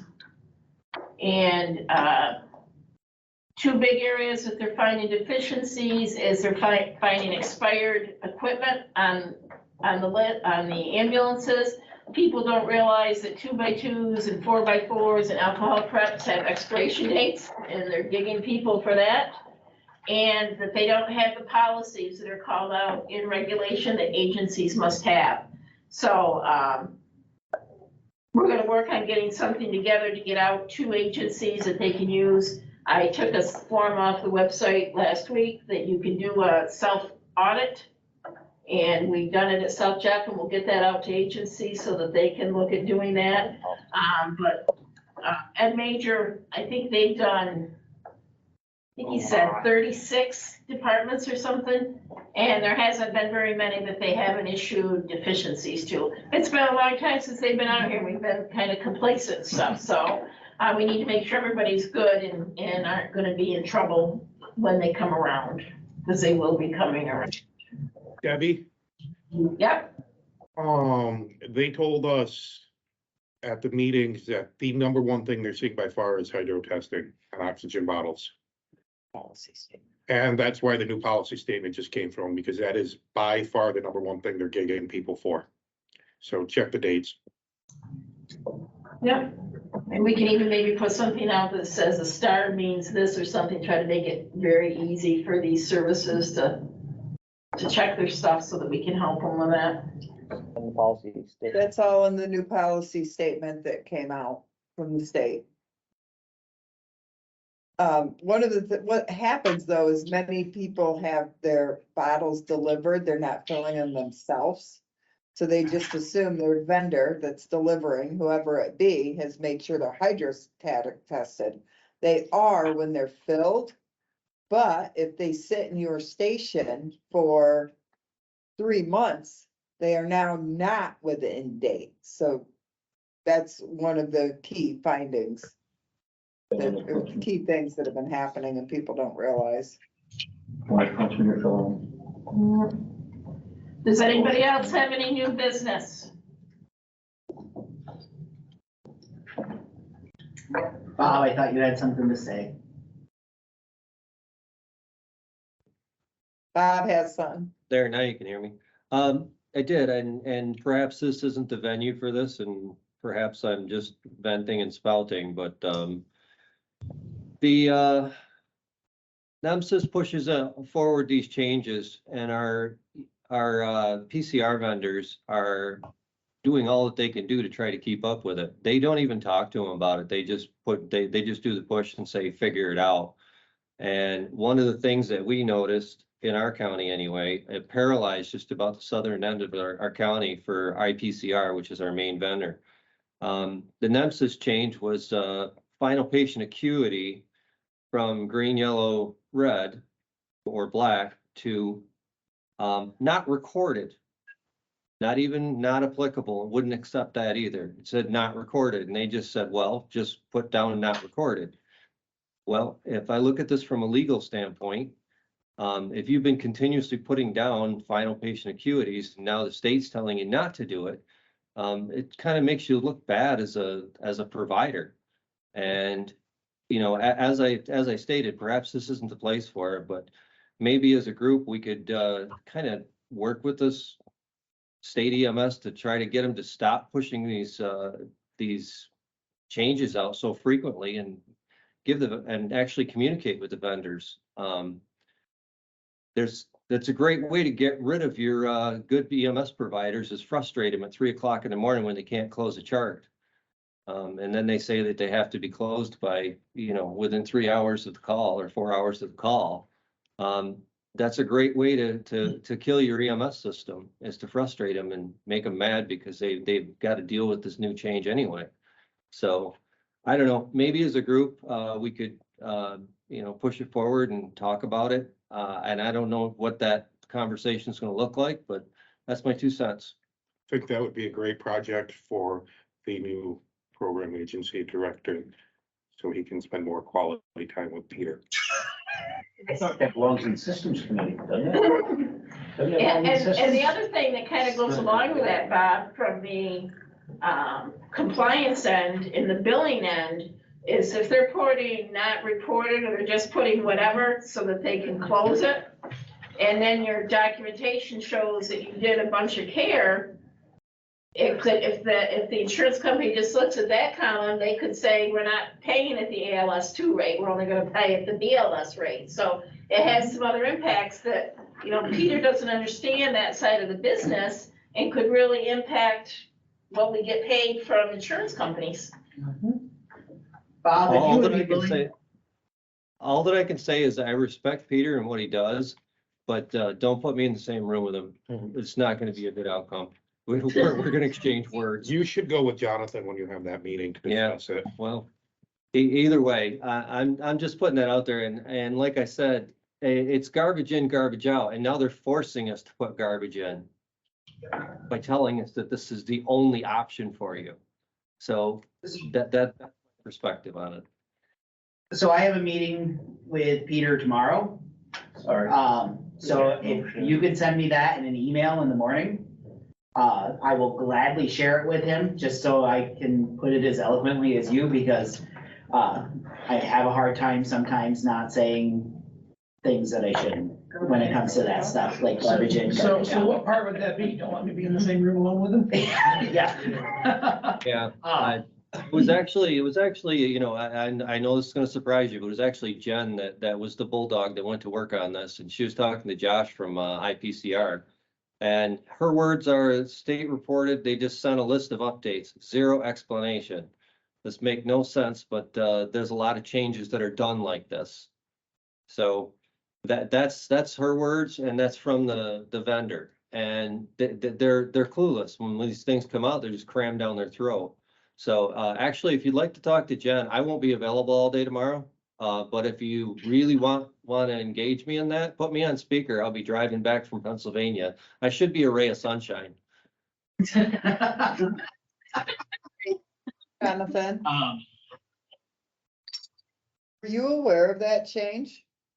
No, we weren't made aware of any changes. So their favorite thing to do lately has been pushing out a change and then saying that the program agencies knew all about it and should have told you about it. And we have no clue that anything has happened. And anytime we call him out on it, he skirts around it and hides behind Ryan or Steve. Because you forgot to send it out. We're already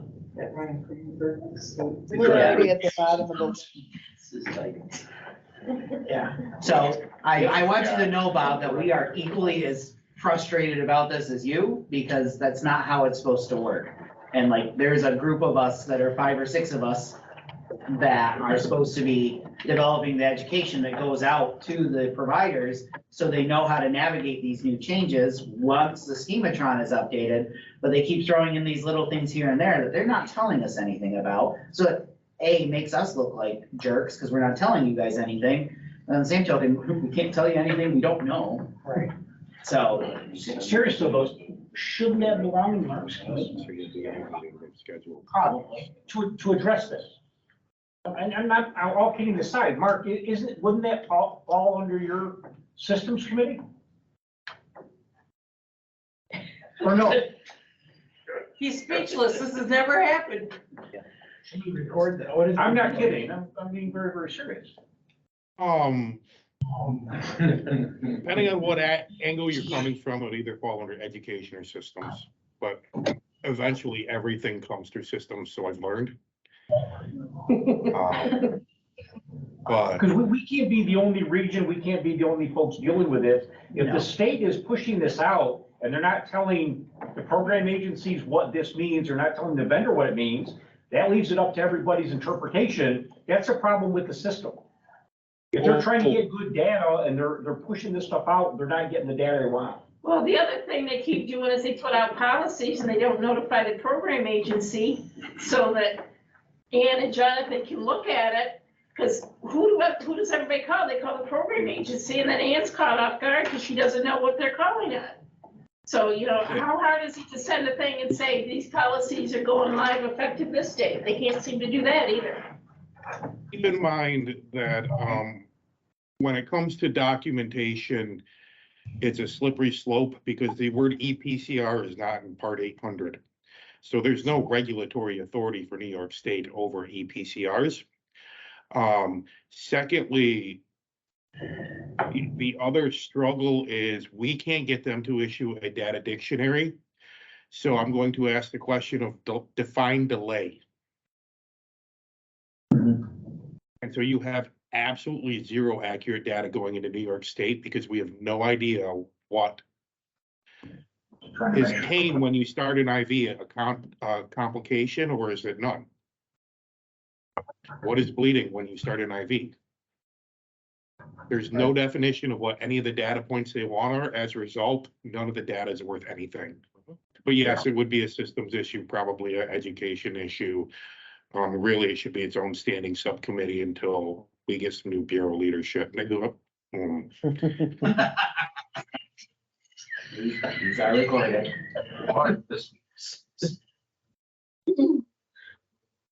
Yeah, because I'll say, and to just tag on to what Mark said, like, we are at a standstill with developing any education to come out of this because we need a data dictionary to do that. And we've been told we're gonna get a new data dictionary for the last 4 years, Ann.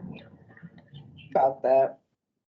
And previously, before the last big release that we actually knew about, I had done a bunch of education, spent hours on it, and then they never used it. And my voicing that put me at the bottom of the totem pole. Don't ask me for help anymore. That's okay, I'll be in the cellar by the time. I'll be there with you, I'll Bob. be at the bottom soon, don't worry. Any other new business? Our next meeting is April 3rd. That is our annual meeting. I make the motion to close. We have a motion to close the meeting. Do we have a second? Seconded. All in favor? Aye. Oh, no, can we please stay? Warm or a fast? I want to know,